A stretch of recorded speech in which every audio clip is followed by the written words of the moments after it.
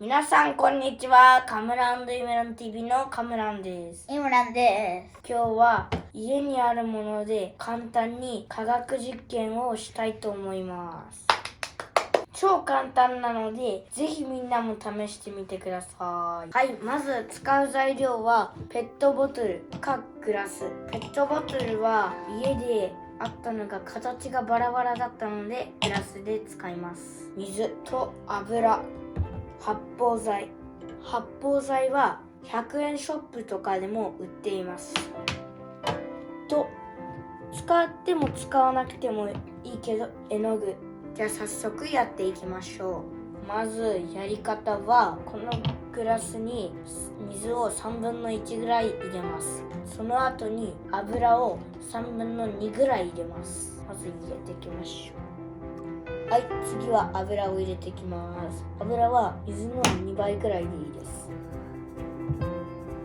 はい、見てください。2つとも液体なのに油が上で水が下です。はい、見やすくするためにこのあと4つぐらい絵の具で色をつけていきます。はい、ちょっと両方とも透明だからまだわかんないけど、色水に油を入れて混ざってないことを証明します。はい、今グラスを4つ用意しました。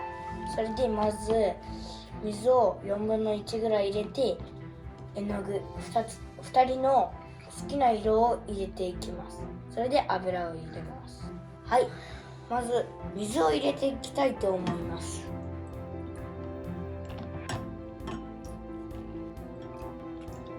はい、次に絵の具を入れて色水を作りたいと思います。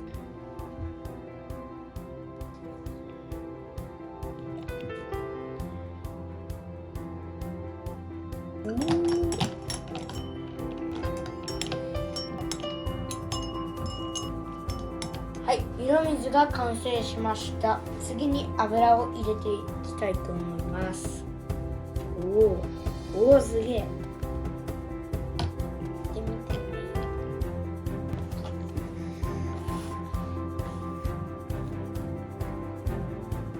はい、油を入れました。見てください。油とやっぱり色水は混ざっていません。はい、こっちが最初に作った普通の水と油が重なっているグラスで、この4つが色水と油。はい、ここでじゃじゃん、発泡剤です。この発泡剤をこの色水の中に入れていきたいと思います。もちろんこの中にもね。じゃあみんなでどんなことが起きるかじっくり見ていきましょう。はい、入れます。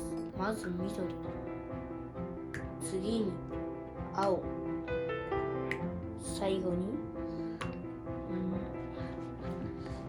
ブクブクし始めてきた。見てください、ボニョーンです。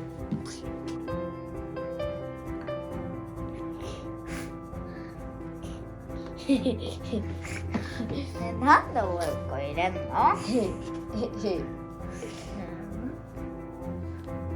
もっと早くしたいのか。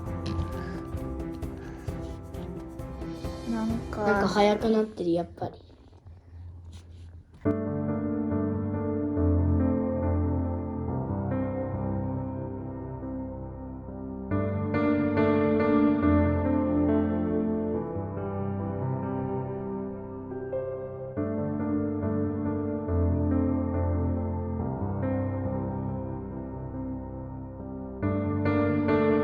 この気泡が油の上に行こうとして発泡しております。